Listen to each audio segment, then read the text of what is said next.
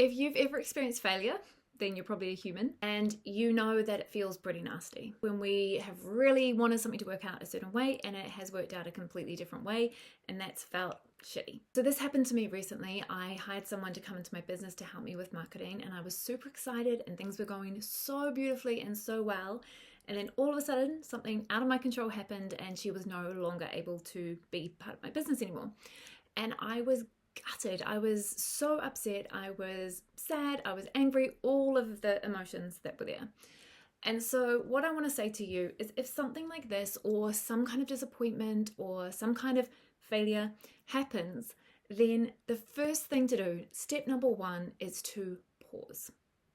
Pause. Because right now you're going to be feeling all of the emotions. They're all going to be coming up. And if you then respond in that situation, you're going to get back that same energy that you're putting out there, and that's not going to feel comfortable. And so the best thing to do in this situation is to understand all of those feelings that are coming up were already living inside you.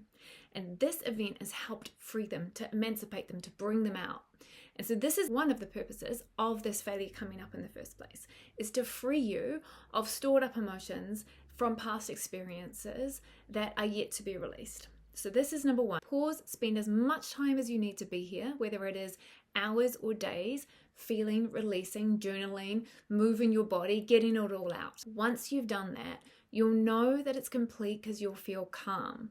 You'll feel in control. You'll feel curious. You'll start to realize, okay, there's a different perspective here. What wisdom is starting to come through?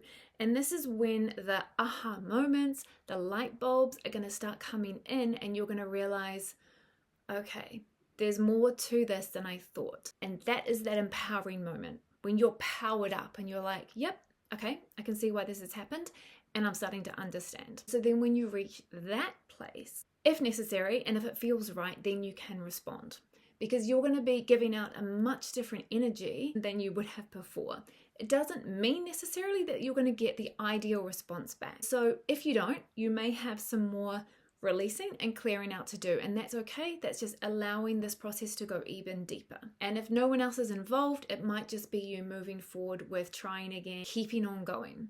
Because often the feelings that come up when we're in that of feeling that we failed is we start to think, okay, all of our old stories come up. Maybe this wasn't meant for me. Maybe I'm meant to be doing something else. Maybe I'm just not cut out for this. Maybe I'm not good enough. Those are not helpful questions, okay? Helpful questions are things like, why has this come up? What's in this for me? How can I see this differently? When you're in this place now of feeling calmer, of having received the guidance and the intuition, and that is the other reason why this has come up in the first place. When you're in that position, the next thing to do is to say, okay, who am I now? How am I different because of this event? Because ideally, anytime things that come up that bring up uncomfortable feelings from within us, they're here to help us grow closer to our soul frequency, right? Which is what we're doing here on the earth, as we're getting closer and closer and closer to our authentic self. And so that's why we feel better and better and better when we're working on ourselves as we get older, because we're getting closer to who we really are. And so from this event, from this failure, how am I now more myself? How do I act differently? How do I hold my body differently? How do I speak externally differently? And how do I speak to myself in my head differently? What's changed? And really notice that. Like, how are things different? Who do I get to be now? How do I get to respond, to act? What can I receive now? What's possible for me now? What happened with me in my situation with bringing this woman into my business and it not working out, I realized I didn't need somebody in that capacity. I actually have a lot of information, a lot of knowledge, a lot of wisdom and experience on building and creating a business that I hadn't been tapping into. And so now I found another person to support me from a distance, showing me stuff, and then I'm doing it all.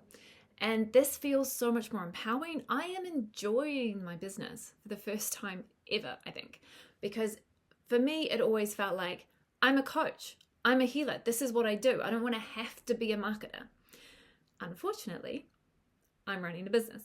And so with running the business, you have to run a business. And now I feel like I've really finally dropped into that because of the situation. And yeah, I'm loving it. I'm loving learning all of the things about how to reach more people and how to connect with more people in different ways. And so this has been incredibly powerful for me. And I know that when you really embrace whatever is coming up for you in terms of failure, you're going to find it incredibly empowering too. So if you have anything that you can tell me about, that would be amazing and inspiring for other people to know. If you write in the comments below what you thought was a failure and actually turned out to be an incredible life lesson, piece of wisdom, empowerment for you. And that's the exciting bit. And so next time anything happens that disappoints you or feels like failure, know that you now get to step up in a different way, bring things in, feel more comfortable in your body and the world. And that's when things get really exciting.